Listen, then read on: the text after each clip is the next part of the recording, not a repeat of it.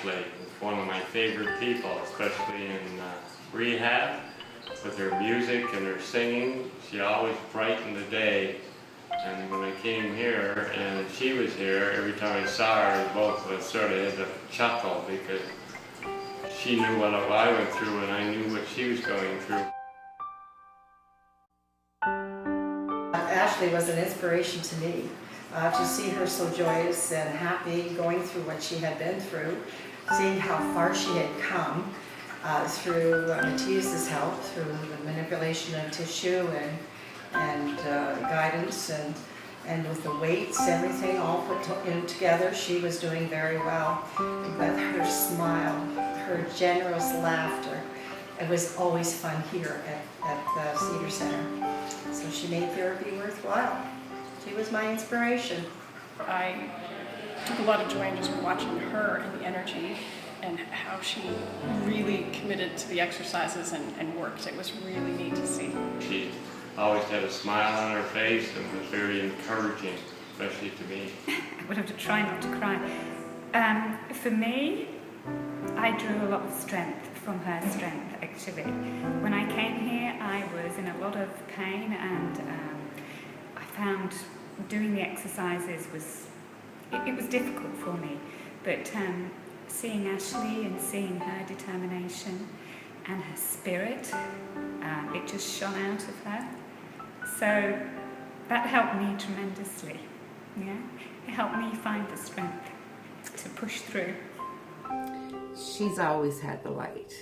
From the day she was born, anybody that met Ashley loved her. We used to have friends that would just come to the house to see Ashley when she was little. You know, they missed her and would come back and always enjoyed to see her. She always had that light. She always cared. I think because she always cared for people. She loved people.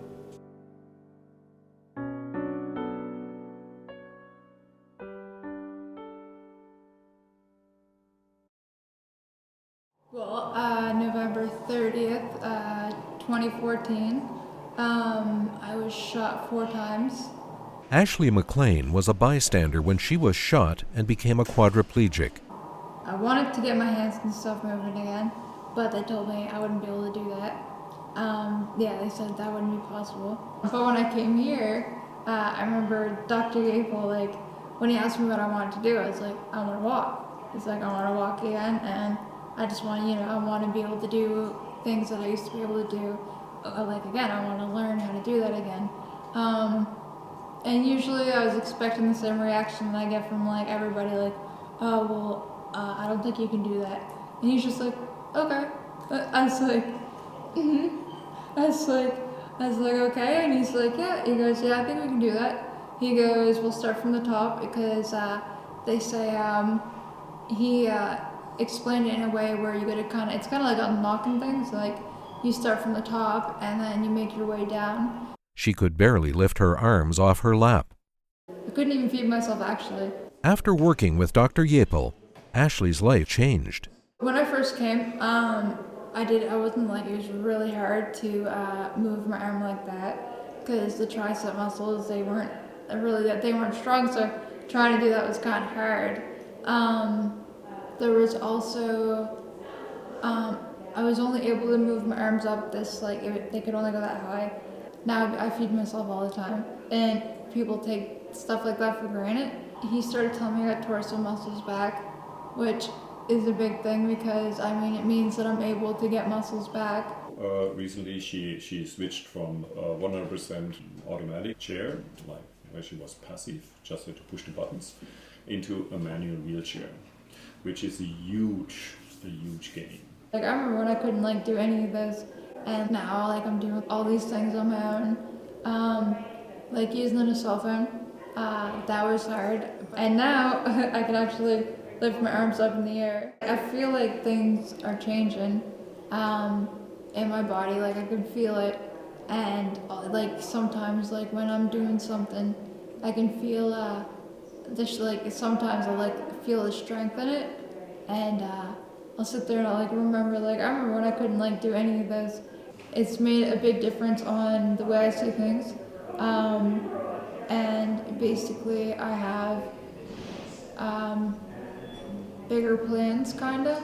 It's not like I'm not thinking small anymore. It's kind of like I feel like I can actually go and do something. So I don't know. It's made a big difference in that too, where it's like I feel like I still have a life. So.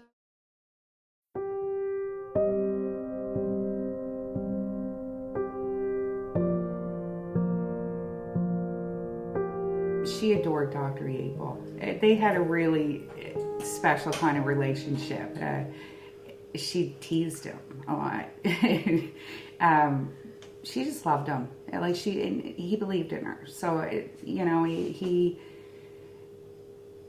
wasn't working with her to teach her how to be in a chair. He wanted to teach her how to get out of the chair, how to exercise, and she loved that. It was the first person she really came along that told her if you work at it, she could get a lot back. Dr. Jaepel's medical exercise therapy treatment is not recognized or covered in Canada as it is in Europe. So he treated Ashley for free.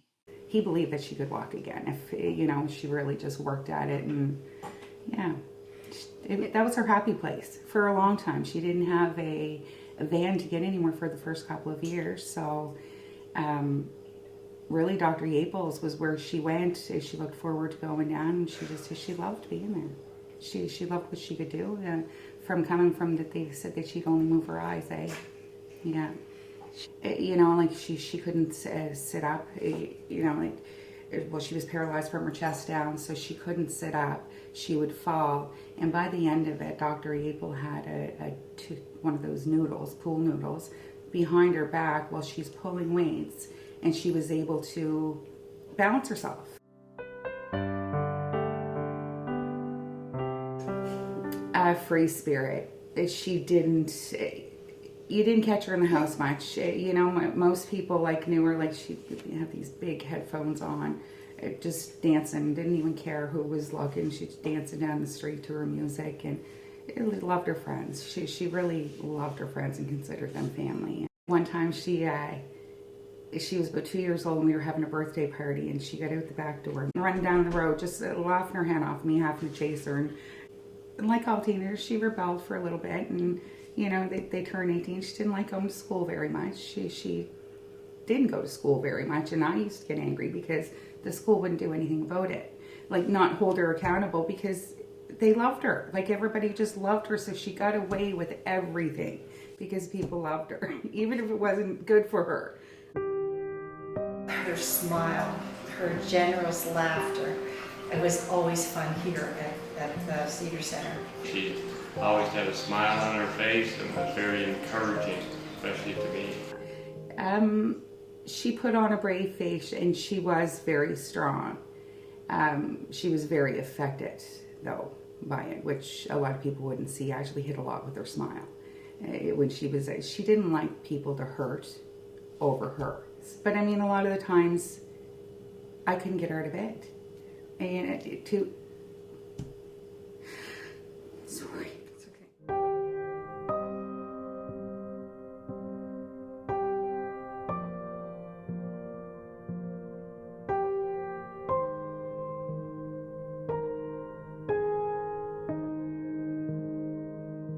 She was a social butterfly. So I think that really is where her depression come from a lot, because she was alone a lot. It was just us in the house, and Ashley was a very social person. She always had to be around people and carrying on and just having fun, and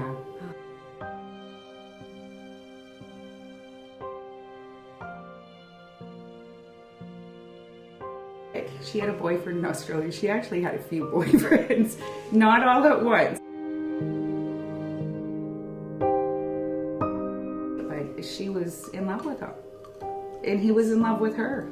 She talked to him every day. And in Australia, it's nighttime there and it's morning here, so they would work it out, but she'd be on the phone for hours with him, and he sent her flowers and a teddy for her birthday, and she had somebody every day to tell her that she was beautiful, and he loved her. So she had a relationship, which was really nice. She had her own apartment for a little bit, and just for a couple months, but she had her apartment. She lived on her own. So she experienced that, even like going out with her friends and having a few drinks. You know, she didn't drink anymore after she was shot. So she had that partying time with her friends, like all the stuff that you're supposed to experience in your 20s, actually experienced it from 15 to 18. All in those short years, but you know, I'm grateful now that she got to experience it. Children loved her very much. We went to the Terry Fox walk and we're walking around and all the kids, she was like a magnet. She called me her sister. We'd always go four-wheeling and hiking and stuff, and we'd go and pick blueberries and stuff.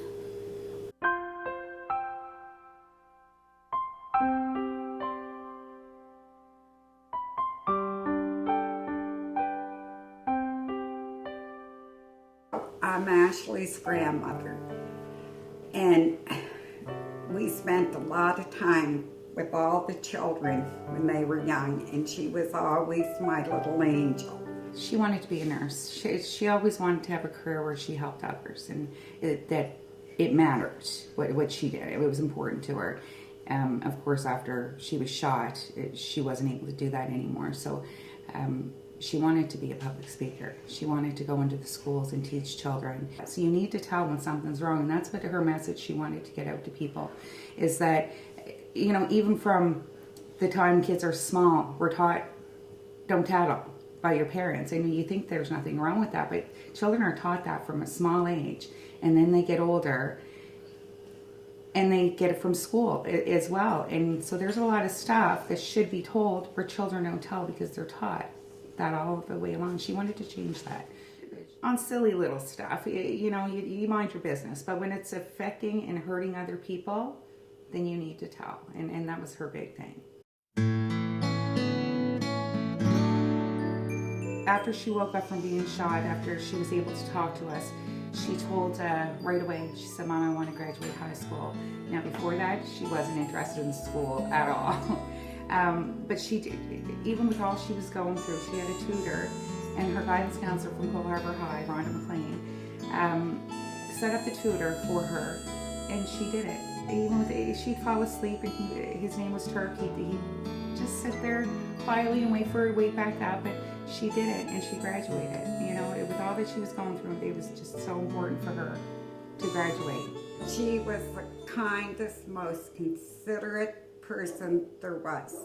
She was always there for the underdog.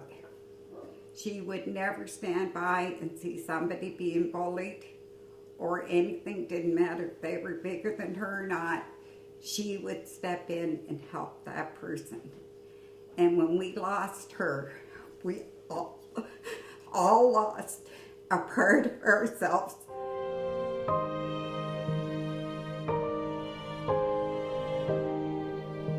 I love her.